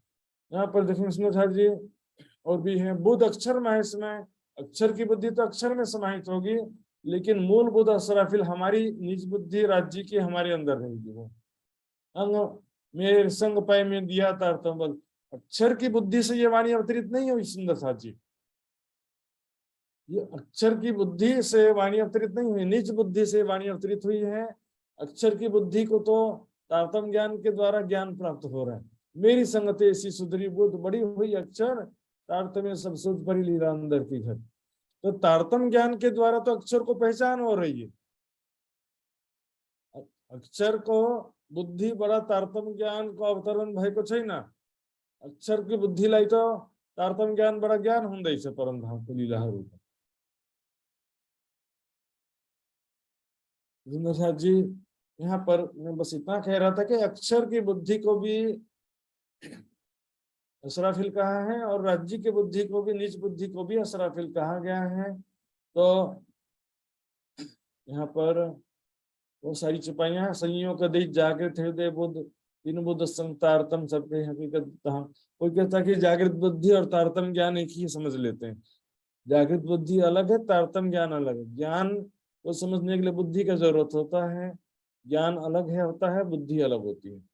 इसलिए तो कहा देखिए, एक निज बुद्ध अवतरी दूजा नूर तारतम, इंद्रावती पिया संग उदर फल उत्पन्न, एक निज बुद्ध अवतरी दूजा नूर तारतम। निज बुद्ध अलग है, तारतम अलग है। निज बुद्ध भेली नूर में आज्ञा मिनी अंकुर, एक निज बुद्ध अवतरी दूजा नूर तारतम। निज बुद्धि और तारतम भी अलग अलग शक्तियां सुनो साहब जी। और ये मैंने बताया आई बुद्ध वतन की तब खुले मैंने कुरान, तो निज बुद्धि से कुरान के मानी खोलेंगे। अक्षर की बुद्धि तो ज्ञान प्राप्त करके फिर प्रचार करेगी दुनिया के जीवों में, लेकिन पहले वो तारतम ज्ञान से ज्ञान प्राप्त करके फिर दुनिया में प्रचार करेगी। इसीलिए सुंदर साहब ये चौपाई है, इसमें कहा गया ना, और अशराफिल आया जो जब्राइल आए संग, ध्यान से चौपाई देखिए। असराफिल और जब्राइल जो हैं वो उतरे अरसजीम से खुद खसम के अंग भन्नु बैको, स्वयं राज्य महाराज को अंग भन्नु बैको थे, क्योंकि जो उसकी शक्ति भी राज्य की है। अक्षर वर्ण तो फरामोशी में है, जो फरामोशी में उसकी शक्ति कभी आती है क्या? ये वाणी सुन के कोई ना फिरे ईमान, श्री प्राणनाथ जी कहते अब ये वाणी सुन करके कोई डरेगा नहीं। काजी मुल्लाओं से या ब्रह्म ज्ञान का प्रचार प्रसार करने से डरेगा नहीं, बादशाह तक ये सत्य ज्ञान का संदेश देने से कोई डरेगा नहीं, कोई ना फिरे ईमान, ईमान किसी का डगमगाएगा नहीं। जब पहुंचे सुकुमार को टुक टुक होवे सुल्तान, औरंगजेब तक ये जब ये ब्रह्म ज्ञान पहुंचेगा, सनंद की वाणी पहुंचेगी, तो औरंगजेब भी इसको सुन करके टुक टुक हो जाएगा, द्रवित हो जाएगा। तो इस प्रकार से शेख बादल खान जब मिलने आते हैं, प्राणनाथ जी उनको आदेश देते हैं, जाओ शेख बादल, मेरा आदेश है, औरंगजेब तक की सनंद की वाणी लेकर के जाओ और उन्हें खुशखबरी दो। खुशखबरी सुंदर शाह जी, मोमिनों के लिए कयामत का दिन खुशखबरी है, लेकिन दुनिया वालों के लिए डरने का कारण बन जाता है। अरे महाप्रलय आ जाएगा तो सब छूट जाएगा, लेकिन ब्रह्म सृष्टि खुश होते हैं, अरे धाम चलने का समय आ रहा है, मृत्यु प्राप्त होगी तभी तो राज्य के चरण प्राप्त होंगे। ब्रह्म धाम में कैसे जागृत होंगे? जब यहाँ समाप्त होगा तब तो वहां से उठेंगे ना। हदीसों में लिखा है, देखिए, मौत मोमिनों के लिए तोहफा है, क्योंकि उनसे वह उनके रब से मिलने का दिन होता है। बड़ी वृत्ति अपनी लिखने में कि मोमिन तो मौत के सिर पर पैर रख करके जाते हैं। दुनिया को मौत मारती है, लेकिन मोमिन पहले ही मरे हुए, उनको क्या मारेगी? जीते मारिए आपको। दुनिया मोमिनों के लिए कैद खाना है, काफिरों के लिए दुनिया जन्नत है। जिसके दिल में दुनिया की ख्वाहिश है, माया के स्वरूप की पहचान नहीं होने से दुनिया ये क्षणिक सुखों को सब लोग जन्नत के जैसा समझते हैं, लेकिन जब ज्ञान होने पर क्या होता है, संसार की नश्वरता और अपने निज घर की पहचान होने पर दुनिया कैद खाना लगता है। कब खेल खत्म होगा, कब तक माया में रहेंगे। सुंदर साथ जी, यहाँ पर शुभ सूचना के विषय में कुरान में लिखा है, हम अवश्य ही कुछ भय से, कुछ भूख से, कुछ जान माल और पैदावार की कमी से तुम्हारी परीक्षा लेंगे अवश्य। ये सब जी परीक्षा के लागे तैयार होना पड़ता है। दुख संसार में आएगा, परीक्षा होगा अवश्य, बीमारी भी आएगी, और हो सकता है आर्थिक समस्याएं आ जाए, कोई प्रिय व्यक्ति से झगड़ा हो जाए, तरह तरह की समस्याएं संसार में आती हैं। बड़ी वृत्त में लिखा है, मैं आजमावत हूँ तुमको, दिखाई बलाई इन थोड़े, संसार में अनेक मुसीबतें दिखाकर मैं तुम्हारी परीक्षा लेता हूँ। शक्ति, फकीरी, दौलत, रोग, दुख भी और बीमारी के द्वारा भी परीक्षा लेते हैं। बहुत सारा धन देकर के भी परीक्षा लेते हैं। ढेर से काम लेने वालों को शुभ सूचना दे दो, जो अच्छे कर्म करते हैं उनके लिए शुभ सूचना है। जिस प्रकार बरसात के पहले आगे आगे शीतल हवाएं आती शुभ सूचना के रूप में, बरसात के पहले ठंडी हवा आती है ठीक बरसात के पहले, उसी प्रकार यहाँ पर खुदा वाणी में कहा, खुदा देवे खुशखबरी तिनको जिनके नेक अमल, जिनके नेक अमल है, अच्छे आचरण है, सुंदर साथ, जिनके दिल में राज्य के प्रति सेवा, समर्पण, प्रेम, ईमान है, उनको राज्य में शुभ सूचना दे देते हैं कि अब कयामत का समय नजदीक आ गया है। तो ईमान लाए जिन्होंने अच्छे कर्म किए उनके लिए शुभ सूचना है। शेख बदल विदा वे चले तरफ सुल्तान, शेख बदल अब चल पड़ते हैं दिल्ली की तरफ। सनंद सिर पर बांध ले दिल में ईमान, सनंद की वाणी को सिर पर रखकर पूर्ण विश्वास लेकर के, कोई चिंता नहीं है कि दुनिया वाले हमको मार सकते हैं, क्या बोलेंगे, ऐसा क्या कर रहा है, कोई चिंता नहीं, पूर्ण विश्वास। एक प्रकार का नशा भी होता है ये धाम धनी के प्रेम का नशा। लेके चल पड़ते हैं ईदगाह में। वहां पर जुम्मे की नमाज, शुक्रवार का दिन था, जुम्मे की नमाज के लिए सारे मुसलमान एकत्रित हुए थे, क्योंकि जुम्मे शुक्रवार के दिन नमाज पढ़ने का विशेष महत्व रहता है। इसलिए मुसलमान भाई क्या करते हैं, बाकी दिन नमाज नहीं पढ़े तो ठीक है, लेकिन जुम्मे के दिन जरूर नमाज पढ़ना है, क्योंकि जुम्मे के दिन नमाज पढ़ करके सभी, जुम्मे के दिन ही लिखा है कि सभी आत्माएं एक साथ मिलकर के अर्श आजम का सजदा करेंगे, अर्श की नमाज पढ़ेंगे, परम धाम का ध्यान करेंगे, और उसके बाद सब मिलकर के परम धाम में जागृत होंगे। देखेंगे हदीस में मैंने पढ़ा भी है, एक जगह मुझे बहुत खोजने पर मिला, इब्ने माजा मुस्नद अहमद की रिवायत में इतना जरूर है, कयामत जुम्मा के दिन आएगी। जुम्मा है ना, शुक्रवार के दिन, फ्राइडे के दिन कयामत आएगी, ऐसा हदीसों में कहा है। तो जब ईदगाह में जाते हैं तो वहां पर सभी नमाज पढ़ के जल्दी जल्दी भागम भाग में लगे हुए थे, और चित्त ना कहूंगा, एक किसी का चित्त एकाग्र नहीं था। कोई कहाँ की बात कर रहा है, कोई इधर उधर की बातें कर रहा है, ये काम है वो काम है, ऐसा हो गया वैसा हो गया। शेख बादल बहुत पुकारता है, लेकिन देखा माया का तो यहाँ बड़ा जोर है, किसी के दिल में खुदा की तड़प नहीं है, ऐसा दिव्य ज्ञान की खोज नहीं है, जिज्ञासा नहीं है। कोई के हिंदवी भी नहीं लिखे कलाम, कोई कहता है कि ये तो हिंदवी हिंदुस्तानी भाषा में कलाम वाणी लिखी हुई है। बात तो सही है, बरहक मतलब सत्य है, बातें तो सही है, पर हमें रवा नहीं, हमें स्वीकार्य नहीं है, हम इसको एक्सेप्ट नहीं कर सकते, क्योंकि हिंदी भाषा में, हिंदुस्तानी भाषा में लिखी है। फिर वहां से चल के गनी बेग की हवेली में जाते हैं, वहां पर कुछ मुस्लिम भाई थे, काजी मौलवी थे, उनको बताते हैं, सनंद वाचन लगे, बिना एक मोहम्मद, बिना एक मोहम्मद की सनंद वाचने लगते हैं, लाले लाल कहावते हो गए सब जरद, और लाल कोई ना हुआ बिना एक मोहम्मद। तो वहां पर एक सैयद था, कहता है इतने सारे पैगंबर हो गए हैं, तुमको बस एक मोहम्मद ही दिखाई दे रहे हैं, 1,24,000 पैगंबर हो गए हैं, किसी का भी नाम नहीं लिया आपने, एक मोहम्मद की ही महिमा कहते हो।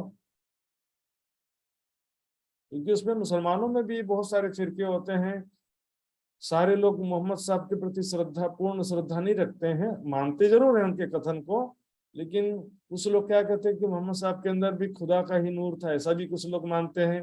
उनकी दरगाह जो मदीना में मोहम्मद साहब की दरगाह है, उसमें पूजा भी करते हैं, मतलब सजदा करते हैं, सिर झुकाते हैं। लेकिन कुछ लोग कहते हैं ना, ये वो समाधि पे सिर झुकाना इस्लाम के विपरीत है, खुदा के अलावा किसकी इबादत नहीं करना होता, ऐसा भी कई लोग कट्टरवादी भी होते हैं। 2-4 दिन पश्चात अनूप शहर से प्राणनाथ जी भी दिल्ली आ गए। दिल्ली आने पर शेख बादल से जब पता चला कि, शेख बादल जी सारी बात बताते हैं कि इन्हों पीठ दई तरफ है, कि इनको खुदा की चाहत ही नहीं है, ये तो दुनिया की ख्वाहिश में डूबे पड़े हुए हैं, इसलिए ध्यान से सुनते ही नहीं है बात को। कोई कहता कि कलाम हिंदी में, हिंदुस्तानी भाषा में है, काहू दिल में कुफर, किसी के दिल में संसारिक इच्छाएं हैं। कोई कहता कि महत्वपूर्ण बात है, लेकिन हिंदुस्तानी भाषा में, इसलिए उनको स्वीकार नहीं है।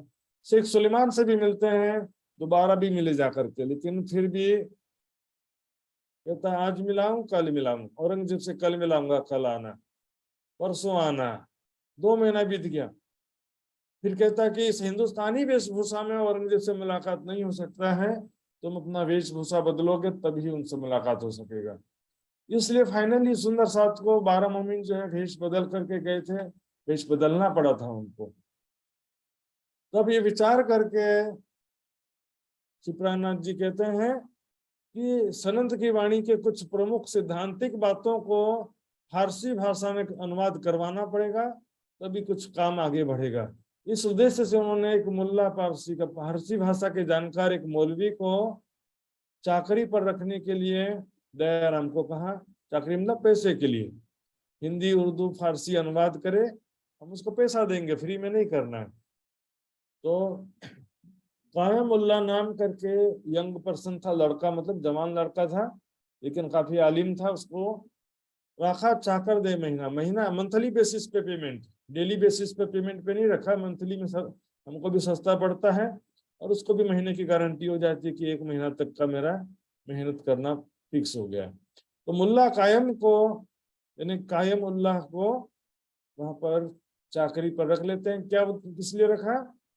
हिंदुस्तानी को फारसी भाषा में अनुवाद करने के लिए रखा। तो सबसे शेख जी मीरा जी का लिखा एक संवाद, बोलो श्री प्राणनाथ प्यारे की जय। सुंदर साहब जी, मीर जी शेख जी का किस्सा आपने सुना होगा, किताब पढ़ा होगा आपने।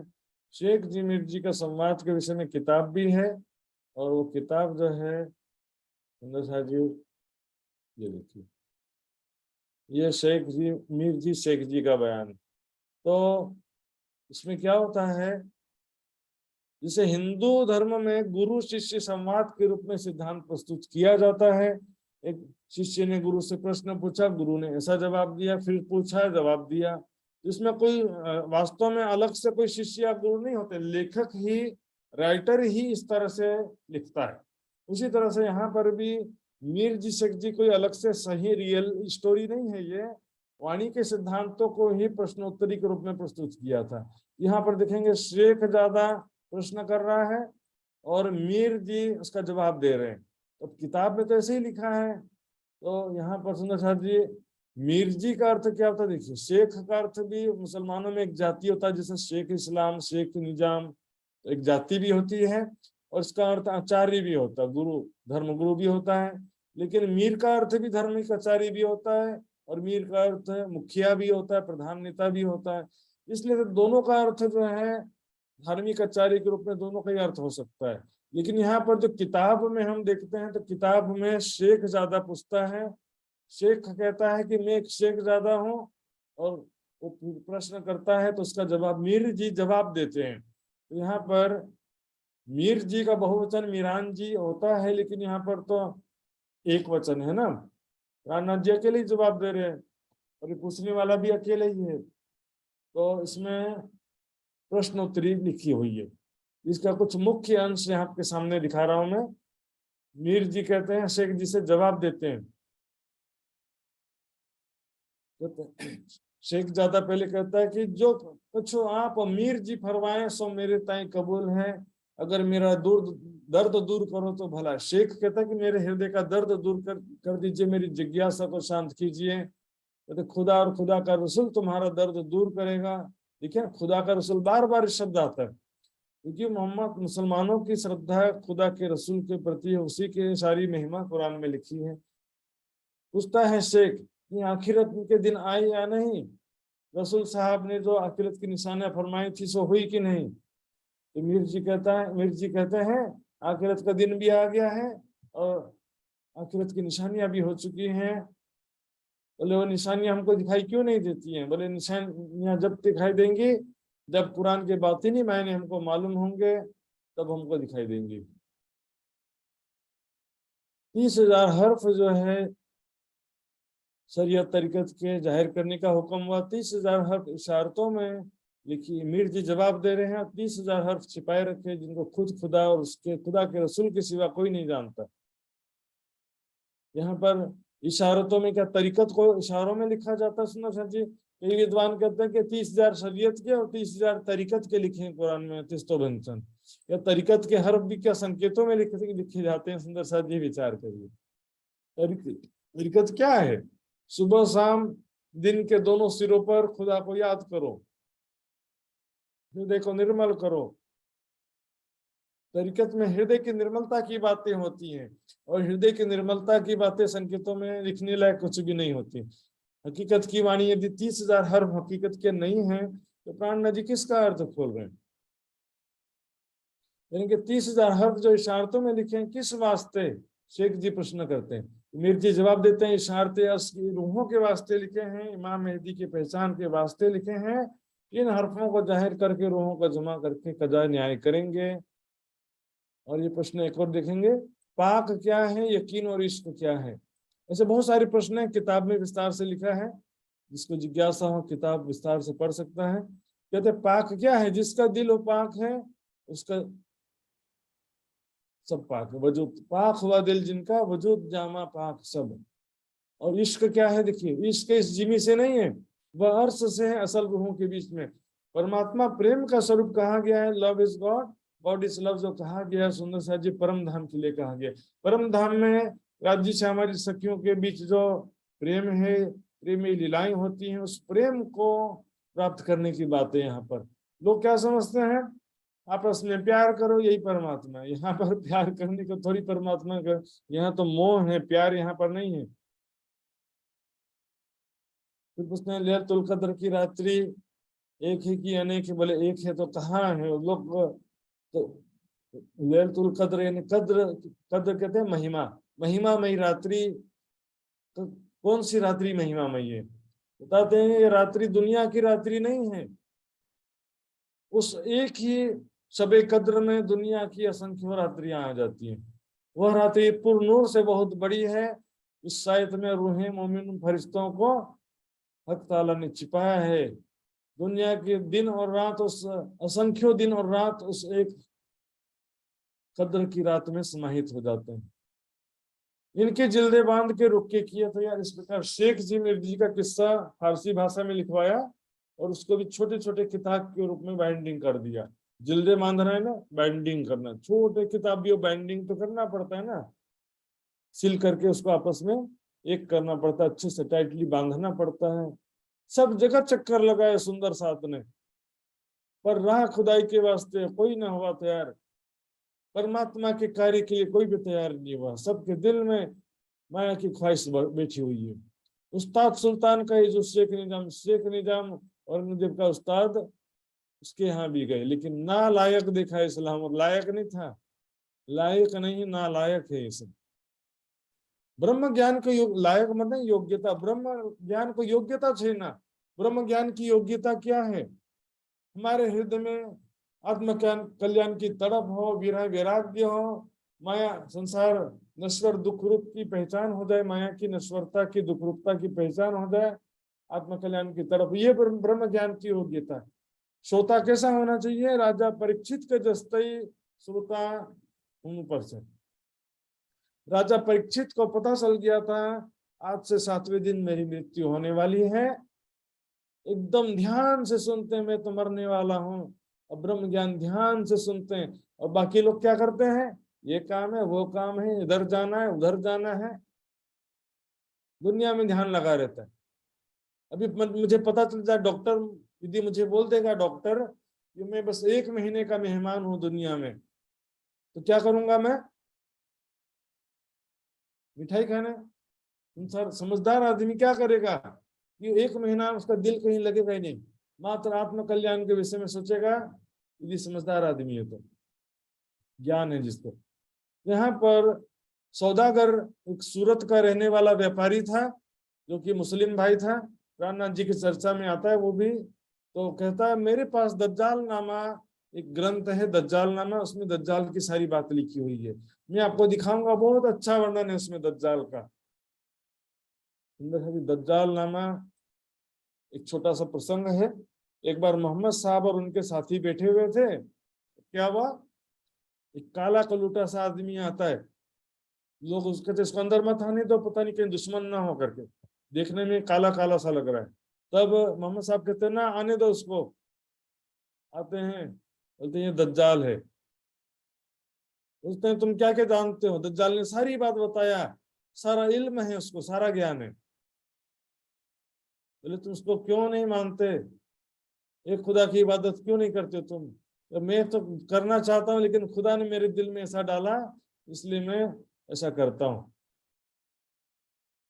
तो दज्जाल नामा किताब उसके पास है, कहता है, लेकिन बाद में उसका दिल पलट जाता है कि हिंदुओं को मैं क्यों दूं ऐसी किताबें।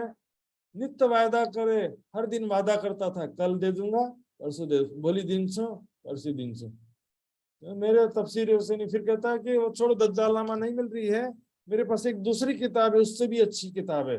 उसका नाम क्या है? तफसीर हुसैनी। यानी तफसीर का मतलब होता है व्याख्या, हुसैनी मतलब हुसैन साहब के द्वारा की हुई व्याख्या है, किताब है। उसमें क्या है पूछे? बोले कुरान की व्याख्या है फारसी भाषा में। फारसी भाषा में कुरान की व्याख्या है। व्याख्या और अर्थ में अंतर होता है। जैसे सुबोधिनी टीका करनो भयो ना भागवत को, तेज व्याख्या में क्या होता है, बहुत सारी बातें आती है, अन्य ग्रंथों का रेफरेंस, बहुत सारी हदीसों का प्रमाण, और बहुत सारे विचारों का मंतव्य, सब चीज का समावेश होता है। और तो कहते हैं ये किताब बहुत ही महत्वपूर्ण किताब है। यहाँ पर हुसैन, हुसैनी मतलब हुसैन साहब की बात तो है, लेकिन कौन से हुसैन की बात है? अली के पुत्र हुसैन को पूरा छे ना यहाँ पर हजरत मौलाना कमालुद्दीन हुसैन, जो लगभग 300 साढ़े 300 वर्ष पूर्व हुए थे संसार में। उन्होंने जो हेरात शहर के मशहूर वहाँ के जो बादशाह थे, उनके बेटे को ये शिक्षा दिया था, उसको यहाँ पर लिखा गया था। मौलाना कमालुद्दीन हुसैन बिन अली वाइस काशिफी के द्वारा ये लिखा गया है। तो लालदास जी प्राणनाथ जी से पूछते हैं, तो प्राणनाथ जी कहते हैं हाँ किताब लेकर के आओ, जाओ। लालदास जी उस सौदागर के घर पर चक्कर लगाते हुए फिर 4 दिन व्यतीत हो गए। लालदास जी कहते हैं इसकी देने की इच्छा नहीं है इसलिए घुमा रहा है, तो महीनों हो गए घुमाते घुमाते। तो वहीं पर दयाराम भाई दिल्ली के सुंदर साथ बैठे थे। दयाराम जी कहते हैं प्राणनाथ जी मुझे मालूम है इनसे ये ग्रंथ कैसे प्राप्त करना है, वैसे देने वाले नहीं है आपको। तब दयाराम जी क्योंकि दिल्ली के रहने वाले थे, दिल्ली के बारे में अच्छे से जानते थे। उस समय क्या था, कोई भी मुसलमान भाई हिंदू को कुरान या कुरान से संबंधित ग्रंथ नहीं देते थे। तब श्री प्राणनाथ जी ने हुक्म किया जाओ दयाराम लेकर के आओ। तो दयाराम जी क्या करते हैं देखिए, युक्ति पूर्वक ग्रंथ प्राप्त करते हैं। कहते हैं जाकर के दुकानदार से क्या कहा कि मेरे व्यापारी बंधु जो कि मुसलमान भाई हैं, व्यापारी मित्र हैं, उन्होंने मुझसे चिट्ठी लिखा है मुझे चिट्ठी लिखा था कि तफसीर हुसैनी ग्रंथ कृपया करके वहां से खरीद के भिजवा दो। बहुत ज्यादा निहोरा करे, बहुत ज्यादा निवेदन करते हुए मुझे लिखा है, अब यदि दोगे तो मैं भिजवा दूंगा, नहीं तो फिर मुझे कोई जरूरत नहीं है। वो कहता है ना चिंता मत करो, अवश्य दे दूंगा, तो आप वहाँ आपके मुस्लिम व्यापारी मित्र तक पहुंचा देना। तो 40 रुपया में से 2 कम 38 रुपये में ग्रंथ प्राप्त करते हैं और तेजी से खुशी खुशी प्राणनाथ जी को बताऊंगा तो प्राणनाथ जी बहुत खुश होंगे, ऐसा सोच करके धाया धाया मतलब तेजी से आगे बढ़ते हुए प्राणनाथ जी के चरणों में पहुंचते हैं। तफसीर को देखकर श्रीराज भाई खुशहाल अत्यंत प्रसन्न हो जाते हैं। प्राणनाथ जी वाह, आज मुझे कितना आनंद हो रहा है ग्रंथ प्राप्त करके, इसमें जरूर हमारी बहुत सारी बातें हैं, अवश्य मिलेंगी। तब वहां पर कायमुल्लाह जिनको नौकरी पे रखा था उनको तफसीर हुसैनी देते हैं, कहते हैं कायमुल्लाह इसका अर्थ हमको सुनाओ। सबसे पहले इन्ना इंजुलना सूरतिन पढ़ी जामे 3 तकरार। सुंदर शाह जी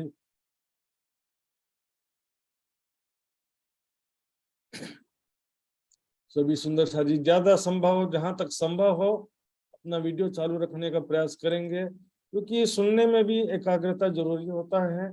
आप 2 काम करते हुए या लेटे लेटे सुन रहे होंगे तो आप ध्यान से नहीं सुन रहे होंगे और फिर इसका पूरा लाभ आपको नहीं मिल पाएगा। सुंदर शाह जी यहाँ तक कोशिश करिए सामने बैठकर, लाल आगे आए बैठे इन तखत।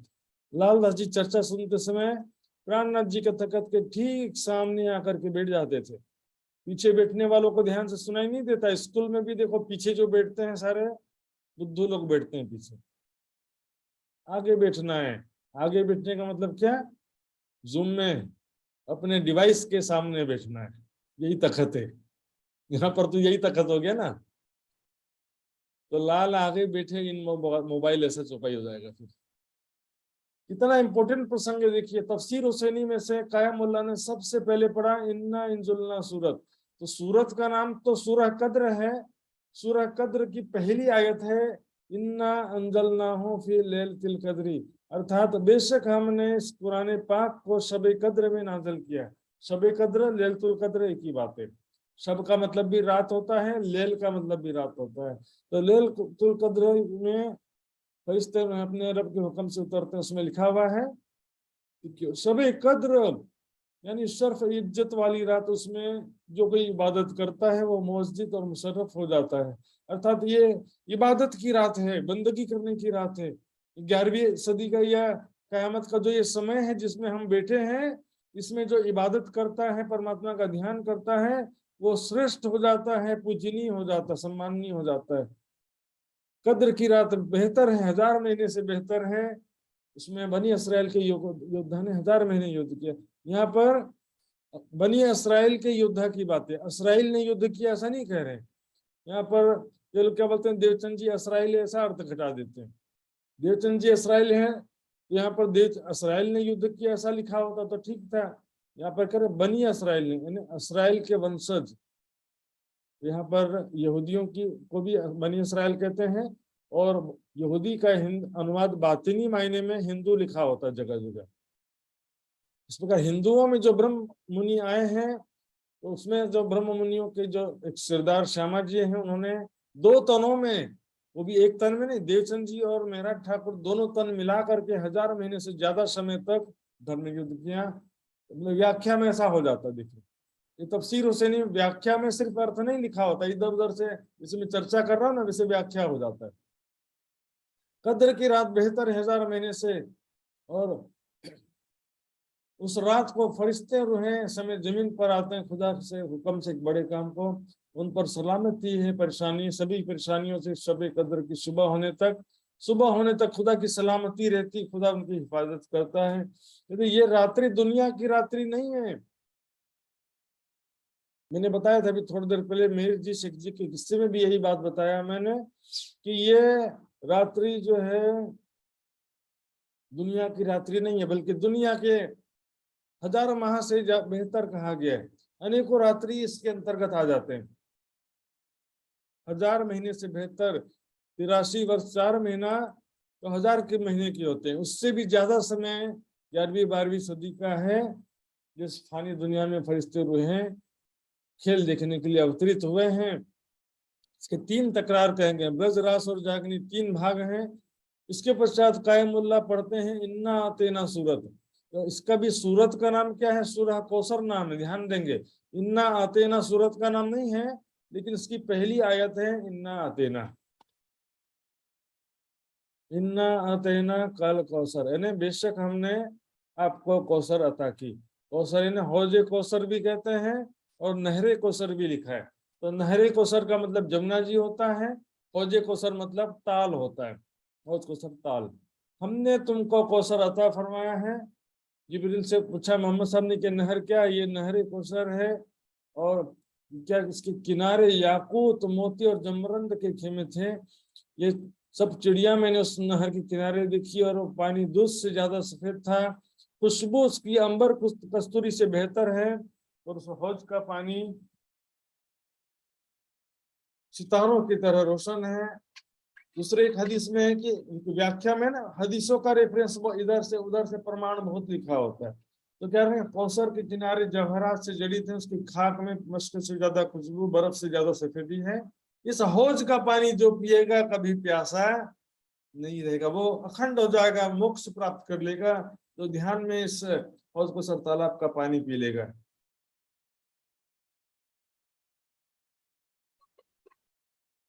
तो सुंदर साहब जी ये जब वर्णन सुनते हैं, श्री प्राणनाथ जी तो ऐसे बेसुध आनंद में मग्न हो जाते हैं, दिल में इतना आनंद का चोट लगता है, न रही उठने की ताकत, मग्न हो जाते हैं अब मैं कैसे उठूं, इतना आनंद में डूब गया हूं मैं।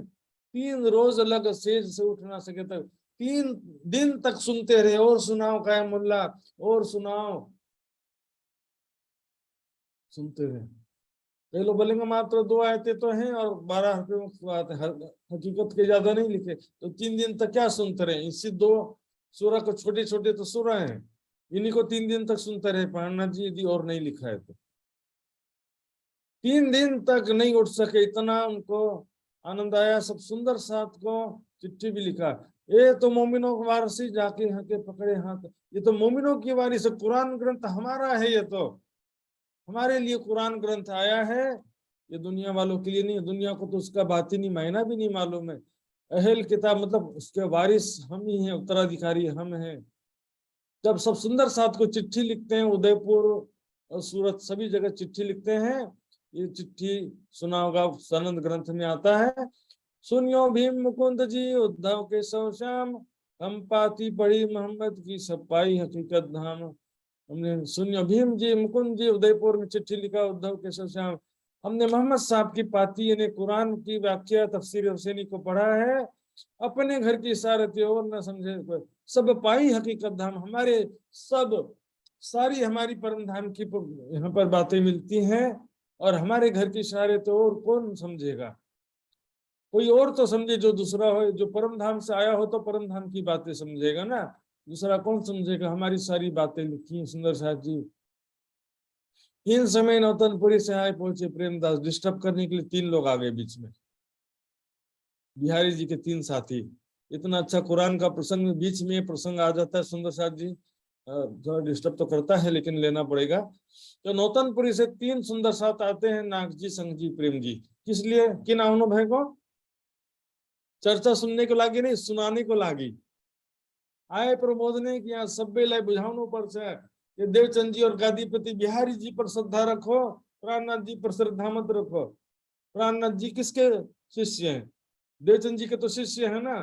तो देवचंद जी ने जो ज्ञान दिया बस वही ज्ञान चलना है, नया नया ज्ञान कहाँ झमेले में पड़ते हो। आए प्रबोधने की आशा, इनो था मसनंद का काम, गादीपति बिहारी जी का संदेश लेकर के आए थे कि गादी पर विराजमान बिहारी जी हमारे धाम के धनी हैं। हमको श्री देवचंद जी के स्थान के प्रति पूर्ण श्रद्धा रखना है, देवचंद जी के गादी के प्रति पूर्ण श्रद्धा रखना है। अकस रखते दीन से जो बहरक इस्लाम, जो दीन इस्लाम है उससे ईर्ष्या द्वेष रखते हैं।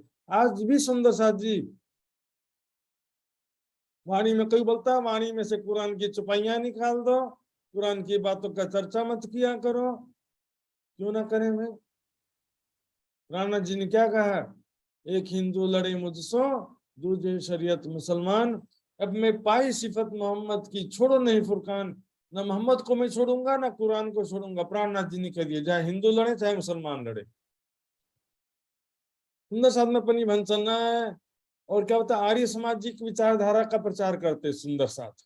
आर्य समाज में के हेरनो, आर्य समाज को किताब से सत्यार्थ प्रकाश सभी धर्म को खंडनी निंदा करनो भाई को सत्य हमरो पर नीचे खंडनी। और वहां से पढ़ करके वो तो क्या देखिए, तारतम ज्ञान के दृष्टि में बात करना है हमको, आर्य समाज के दृष्टि से तर्क वितर्क नहीं करना है। उसमें क्या है कि कट्टर हिंदूवाद और द्वेष की भावना से तर्क वितर्क किया गया है, और जो सारी बातें अच्छी भी हैं उसको भी खराब कहा जाता है। लेकिन यहाँ पर प्राणनाथ जी कहते हैं, मैं ना किसी की कम कहूँ ना किसी की कहूँ बढ़ाए। तो उन लोग जो आए थे इससे पहले कुरान की चर्चा उन्होंने कभी भी नहीं सुना था। तो यहाँ पर देखते हैं कि यहाँ तो बिना मोहम्मद के कोई और बात ही नहीं करते, सुंदर साथ कुरान की ही बात करते रहते हैं। जब रूबरू बहराज सो तब बातें करी मैंने जो। तो प्राणनाथ जी के समक्ष आते हैं, आप आड़े कछु न देखिए, अपने सामने प्राणनाथ जी को भी कुछ नहीं समझते, कोई रेस्पेक्ट नहीं है, कोई सम्मान नहीं है प्राणनाथ जी का। उनके अपने सामने प्राणनाथ जी को भी कुछ नहीं समझते। जब चर्चा करी हजूर ने देशी देवचंद जी के पैसा, जब श्री प्राणनाथ जी चर्चा करते हैं, बताते हैं कि स्वयं धनी श्री देवचंद जी ने एक मुस्लिम स्त्री खोजी बाई को तारतम दिया था, परम धाम की रही बाई की वासना, कहा था कि नहीं कहा था। और उस समय ये भी कहा था कि कुरान में हमारी ही बातें लिखी है, ये भी कहा था श्री देवचंद जी ने। इसके अलावा ये भी कहा था कि मुसलमानों में भी अपनी आत्माएं आई हैं, ऐसा भी कहा था। और ये ज्ञान आगे तुम्हारे द्वारा जाहिर होगा, ऐसा इंद्रावती को बताया था। मोहम्मद साहब का रोशन किया ईमान, कुरान की सारी बातें समझाते हैं भाई, उसी को परमात्मा कहा गया, उसी को खुदा कहा गया है, उसी को ब्रह्म सृष्टि को मोमिन कहा गया है, परम धाम को अर्श आजम कहा गया है, बैकुंठ को मलकूत कहा गया है, विष्णु भगवान को अजाजिल कहा गया है, शंकर भगवान को अजराइल कहा गया है, ब्रह्मा जी को मिकाइल कहा गया। सारी बात सब समझाते हैं, चर्चा करते हैं। ईसा तारतम मिल गए, कलमा और तारतम। ईसा मतलब ईसा देवचंद जी द्वारा लिया हुआ हिंदू पक्ष का ज्ञान और कुरान का ज्ञान एकीकरण हो जाता है, कलमा और तारतम एक हो जाते हैं।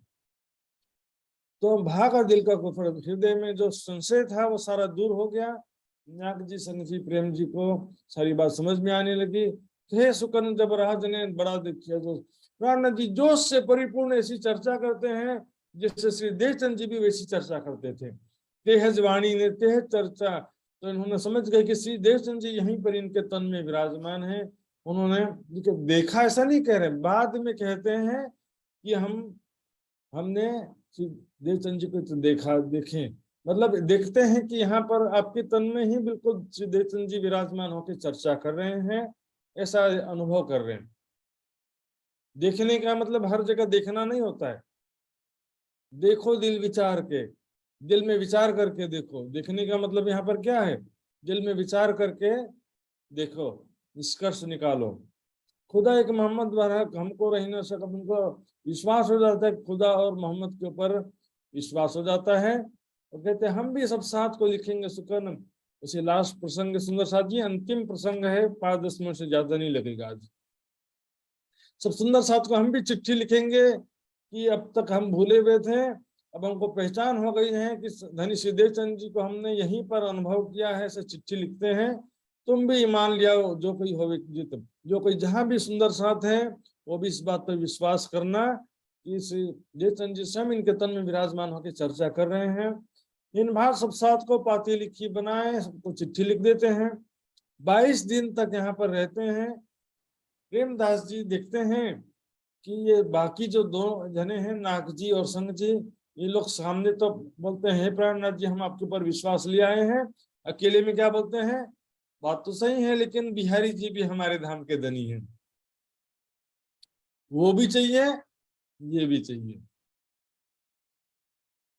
प्रेमदास जी ने समझ गए, रूबरू में देखिया ईमान ले आए, और सामने कहते हो कि ईमान ले आए हो और पीछे कुछ और बातें करते हो और पीठ पीछे।